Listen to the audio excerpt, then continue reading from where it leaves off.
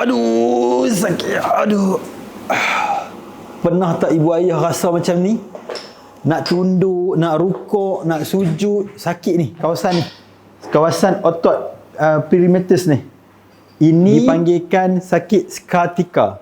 Sakit ni tuan-tuan, dia akan bawa sampai ke daun pinggul ni, kat kawasan punggung kita ni, sampai ke bawah ni.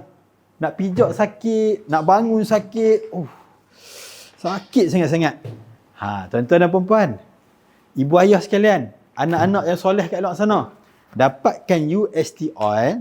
Sebab apa? Dalam UST oil ni, Ustaz dah bubuh bahan aktif yang insya-Allah bantu untuk redakan radang, sakit dalaman dan lembutkan kembali otot-otot yang tegang tadi tu. Sakit yang macam Ustaz abang tadi tu lah.